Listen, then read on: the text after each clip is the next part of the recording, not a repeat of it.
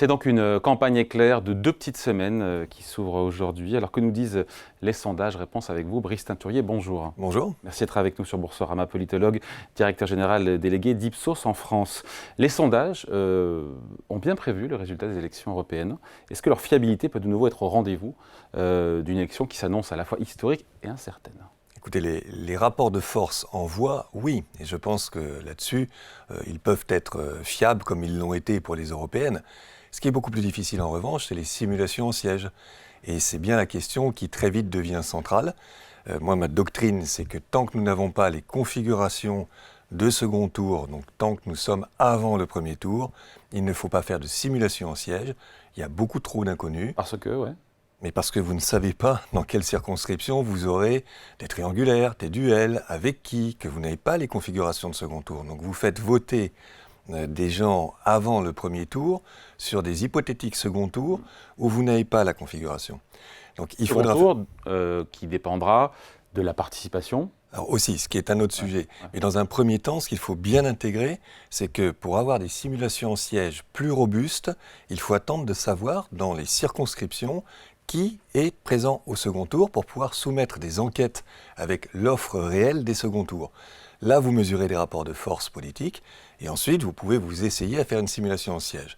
Avant le premier tour, c'est franchement extrêmement fragile. En revanche, ce qu'il faut bien suivre, et là c'est fiable, ce sont les sondages sur combien le bloc de gauche peut obtenir, combien le RN peut obtenir, est-il à plus de 30%, à moins de 30%, combien le Renaissance peut-elle obtenir. Ça c'est solide, ça c'est du sondage, et on a montré qu'on pouvait faire de bonnes enquêtes par sondage. Donc quand BFM TV publie ce sondage ELAB en disant au second tour, possiblement le RN obtiendra entre 220 et 270 sièges à l'Assemblée, 150 je le donne à 190 pour le Front Populaire et 90 à 130 sièges pour Renaissance. On prend tout ça avec des pincettes, c'est pas pour vous? Oui, il faut le prendre avec des pincettes puisque, encore une fois, avant le second tour, vous n'avez pas la configuration, nous ne savons pas, personne ne sait, dans les 577 circonscriptions, quelle sera l'offre au second tour.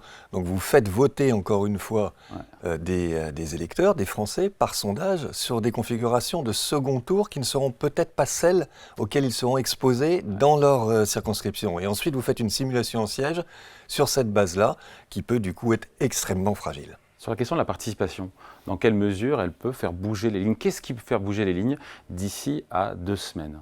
Alors ça, c'est important parce qu'effectivement, on avait en 2022 une participation qui avait été faible aux législatives, à peu près 50% d'abstention. On sent qu'elle sera plus élevée aujourd'hui. Elle sera forcément plus élevée parce qu'il y a de l'enjeu. On n'est pas du tout dans la configuration de 2022. Donc on peut anticiper une participation peut-être à 60-65%. Il y a plusieurs conséquences et puis il y a des choses qu'on ne sait pas. Première conséquence, il faut faire 12,5% des inscrits pour être qualifié au second tour. Donc si la participation est plus forte, si elle était par exemple de 65%, avec 19,2% des exprimés, vous êtes qualifié pour le second tour. Ceux qui sont en dessous sont éliminés. Voilà, donc on pourrait avoir davantage de triangulaires que ce qu'on avait eu en 2022. Plus la participation est élevée, plus il y a de triangulaires possibles. Exactement. Du coup, il peut y avoir plus de triangulaires, mais il faut avancer dans le raisonnement. Ouais. Et alors, qu'est-ce qui se passe? Si vous avez beaucoup de triangulaires au soir du scrutin, la vraie question c'est, et le lundi ou le mardi, est-ce que celui qui est arrivé en troisième se retire ou pas? Et il y aura une très forte pression, par exemple sur les candidats de la majorité présidentielle, s'ils arrivent en troisième, pour qu'ils se retirent, pour ne pas favoriser le RN. Même chose quand vous aurez le bloc de gauche qui sera en troisième. Est-ce qu'il se maintient au risque de faire élire un candidat du Rassemblement national ou pas? Donc plus de triangulaires dimanche soir, ça ne veut pas dire plus de triangulaires réellement dans les circonscriptions mardi matin. Ça, c'est le premier point. L'autre point maintenant qui va être fondamental, ça sera de mesurer une fois qu'on aura les configurations réelles, eh bien, où on en est en termes de dynamique de vote, donc de rapport de force politique. Est-ce que dans l'évolution de ce que nous voyons aujourd'hui, il peut y avoir des rééquilibrages ou pas? C'est pour ça que je vous incite vraiment, comme vous le disiez à l'instant, à regarder les enquêtes par sondage, mais sur les rapports de force en voix. Ça va nous dire déjà beaucoup de choses. On ne voit pas de dynamique particulière, d'ailleurs, sur le RN, sur le premier tour, qui reste dans les sondages à son étiage, à son niveau des européennes. Oui, mais ce qui est l'indice quand même d'un très fort niveau, parce que le RN à 32% aux législatives, il faut avoir à l'esprit qu'il avait fait 18,7% en 2022. Donc vous imaginez, s'il fait plus de 30%, s'il maintient son niveau aux législatives des européennes, c'est une dynamique considérable. À l'inverse, la Macronie, qui était présente dans 404 circonscriptions au second tour, mais qui faisait à l'époque 26%, si elle fait dans les 15, 18, même 19%, c'est un recul majeur. C'est pour ça que vous aurez mécaniquement, ça on le sait, beaucoup plus de duels entre le bloc de gauche et le RN et ses alliés. Je ne sais pas si chez Ipsos, vous avez déjà sorti des enquêtes sur le premier tour. Moi, j'ai l'Opinionway, le dernier, mais vous en avez, vous, sur le premier tour? Alors, nous avons attendu d'avoir la configuration de ce qu'on appelle l'offre réelle de candidats. Donc, hier soir. Donc, depuis hier soir. Donc, nous allons être sur le terrain cette semaine, parce que ça permet de proposer aux interviewés, aux gens que nous interrogeons, dans leur circonscription, l'offre réelle, les candidats qu'ils vont réellement avoir. Oui. Si vous n'avez pas ça, et jusqu'à maintenant ne l'avez pas, vous faites ce qu'on appelle les intentions de vote sur étiquette partisane. Vous dites le candidat du RN, le candidat, et c'est évidemment beaucoup moins solide. Donc on préfère attendre cette semaine. Vous aurez à la fin de la semaine des premières enquêtes d'Ipsos, mais sur offre de candidature réelle. Donc la photographie qu'on a là d'Opinionway qui montre pour les Échos, donc le RN 33% au premier tour, Front Populaire, Nouveau Front Populaire 25%, et Parti présidentiel en troisième position à 20%, ça reste une bonne photographie quand même. Hein. Ça reste quelque chose qui est assez conforme aux européennes et ça vous montre donc que le RN est réellement en dynamique. S'il obtient cela aux législatives, vous aurez un avantage qui va perdurer en faveur du RN. Il faut vraiment avoir ça à l'esprit. Hein. Un RN à 32, 33%, 34%, ça veut dire un RN qui a toutes les chances d'être en tête, a fortiori si le bloc de gauche est 5 ou 6 points derrière, et le bloc de Renaissance encore plus bas. Donc, je pose une question, pardon, un peu peut-être simple d'esprit comme ça, mais plus le RN est haut au premier tour, plus sa probabilité, ou pas, d'avoir une majorité relative ou absolue est élevée. Bien sûr. S'il est, dès le début, très haut dans un nombre considérable de circonscriptions, la marche est beaucoup plus faible pour lui pour l'emporter ensuite. Ça ne veut pas dire qu'il va l'emporter partout. Encore une fois, il y aura des questions de report. Les reports de voix seront importantes. Mais si, quand vous projetez par exemple le résultat des européennes sur les circonscriptions, ce qui n'est pas à prendre comme quelque chose de gravé dans le marbre, mais ça vous dit quelque chose. Ça vous montre que vous avez environ 250 circonscriptions où le RN est à plus de 40%. C'est considérable, c'est totalement inédit. Donc dans une telle configuration, si le RN est à 33% national, ça veut dire que dans beaucoup de circonscriptions, il est à plus que cela, et qu'il est donc beaucoup plus en capacité de l'emporter ensuite au second tour.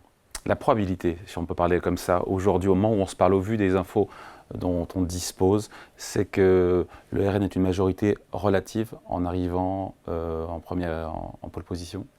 Alors, tout ce que je vous dis signifie qu'il faut prendre avec précaution donc, les simulations en siège faites avant le premier tour. Nous en ferons dans l'entre-deux tours sur des candidatures réelles.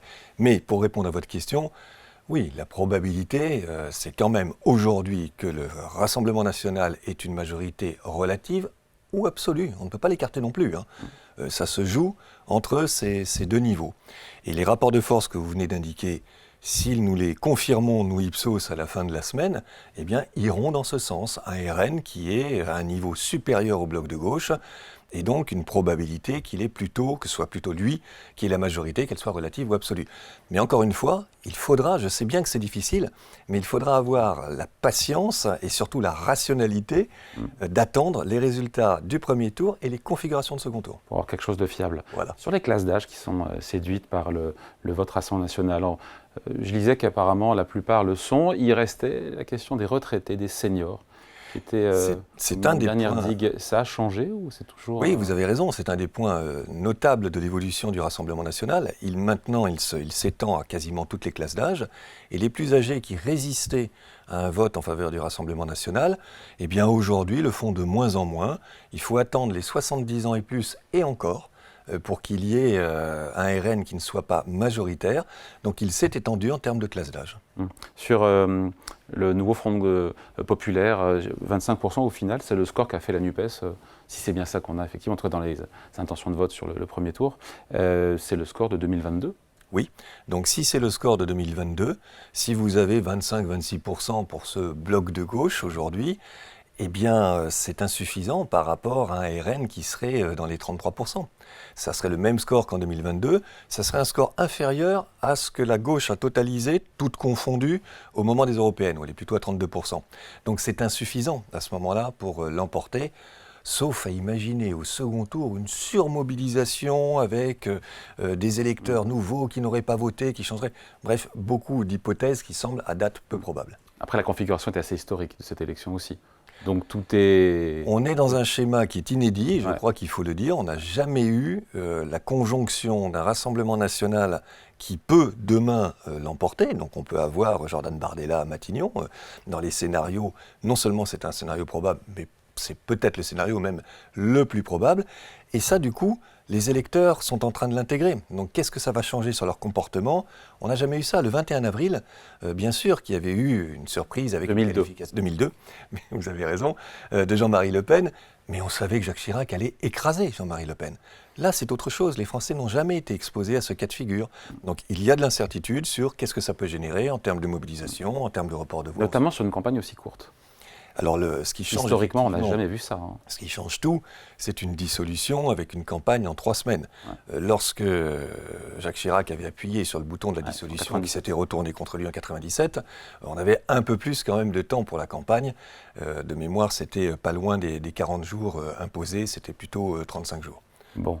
Après, il y a Renaissance qui dispose, il faut le rappeler, aujourd'hui de 250 députés à l'Assemblée nationale. Bruno Le Maire qui dit on peut gagner grâce au vote de conscience. C'est la méthode Coué ou il y a vraiment, ou peut-être il y a un trou de souris où c'est... Non, là, ça relève totalement de la méthode Coué. Il y a quand même une certitude que l'on peut avoir, c'est qu'il y aura moins de députés Renaissance. Ils sont 250 aujourd'hui. La question, c'est combien ? Ils seront beaucoup moins à l'issue de ce scrutin.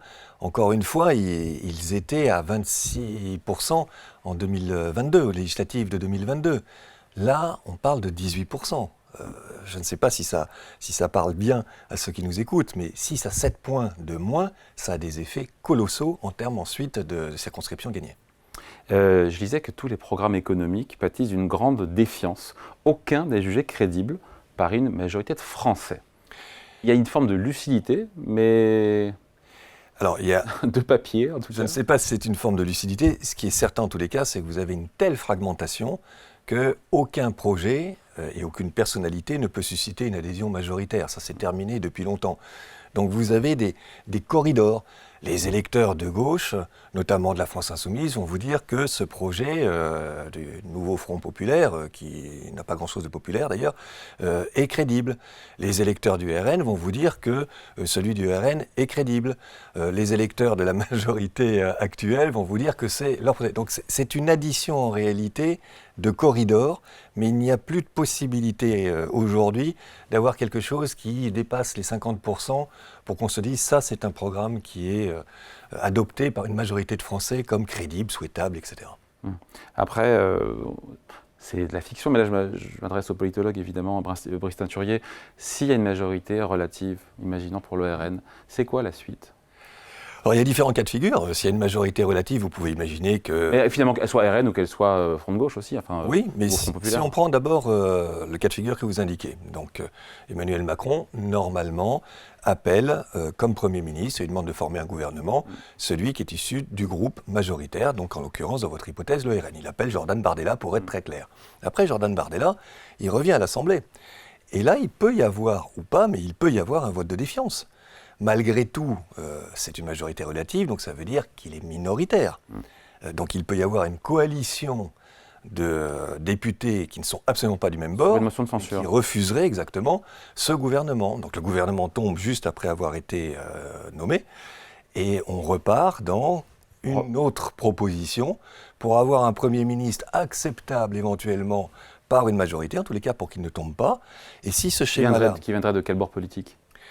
Soit c'est d'un bord politique, soit c'est une personnalité extérieure et suffisamment consensuelle pour être acceptable par une majorité à l'Assemblée nationale. Sans que ce soit un politique. Sans que ce soit un politique. C'est l'hypothèse qu'a avancée Raphaël Glucksmann pour être très clair, avec Laurent Berger. Avec Laurent Berger, qui n'est pas un politique, qui pourrait peut-être être acceptable dans cette hypothèse par une partie des macronistes et de la droite et par une partie de la gauche. À l'inverse, vous voyez bien qu'un Jean-Luc Mélenchon ne serait absolument pas accepté, ou que des personnalités beaucoup plus clivantes ne le seraient pas. Mais ce n'est pas assuré non plus. Donc vous pouvez avoir un autre schéma qui est que ça ne marche pas, et à ce moment-là, vous êtes dans un système beaucoup plus bloqué. Et donc il y a redissolution ?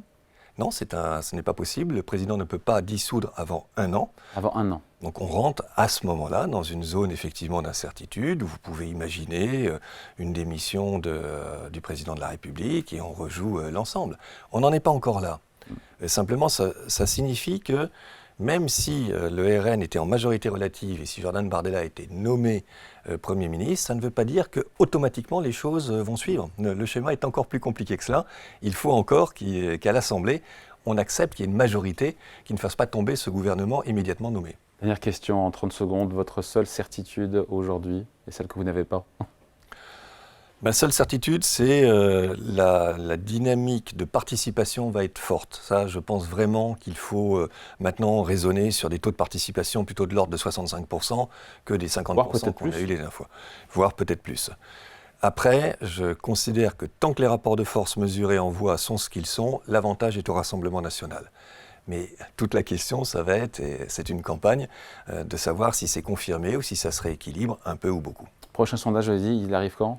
Nous, on va publier en fin de semaine et on refera à nouveau une autre enquête, donc toujours sur candidature réelle, et on refera une autre enquête 3-4 jours avant le scrutin pour essayer vraiment de mesurer tout cela le plus près possible du premier tour. Allez, merci beaucoup. Explication signée Brice Teinturier, politologue, directeur général délégué d'Ipsos en France. Merci à vous. Merci.